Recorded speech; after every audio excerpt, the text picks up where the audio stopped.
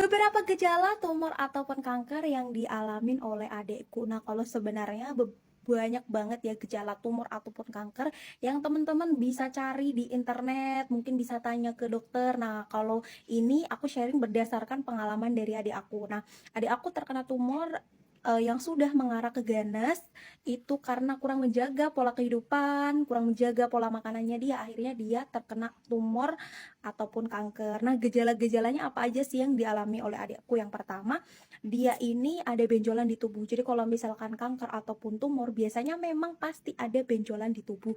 Nah, gejalanya itu pasti ada benjolan di tubuh. Jadi kalau misalkan teman-teman semuanya, makanya ketika mandi atau di rumah itu sering-sering cek bagian tubuh. Karena kalau misalkan ada benjolan kecil, teman-teman sering atau bisa langsung cek dokter. Nah, habis itu nyeri yang berlebihan. Kalau misalkan nyerinya itu kayak cuma nyeri biasa, nah itu juga harus cek ke dokter. Tapi kalau nyerinya berhari-hari nggak sembuh-sembuh, atau kalau misalkan mau menstruasi itu nyeri, nah itu juga harus diwaspadai, harus segera cek ke dokter. Dan ini yang paling bisa apa namanya, dilihat itu biasanya benjolannya itu semakin hari semakin berkembang, semakin bulan semakin berkembang dengan pola kehidupan atau pola makanan yang nggak teratur. Biasanya ketika benjolan itu tumor ataupun kanker itu akan semakin berkembang dan semakin nyeri. Itu yang adik aku alami. Jadi buat teman-teman semuanya yang punya gejala-gejala ini itu harus segera cek ke dokter, atau bisa teman-teman obati pakai pengobatan alternatif lain. Nah, kalau adik aku itu ketika cek ke dokter,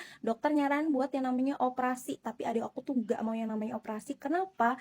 Karena ketika dioperasi benjolannya akan muncul lagi. Akhirnya kita cari pengobatan alternatif lain dan ketemu sama herbal Cina yang direkomendasi sama teman aku. Nggak expect bakalan sembuh total ya, paling nggak jadi operasi deh gitu kan. Nah, tapi alhamdulillah ketika adikku konsumsi 3 bulan, benjolannya hilang, nyerinya juga tentunya pasti hilang, dan benjolannya itu nggak ada sama sekali. Tapi buat mastiin lagi, kita cek ke dokter, dan dokter menyatakan adikku sembuh tanpa operasi hanya dengan konsumsi herbal Cina aja.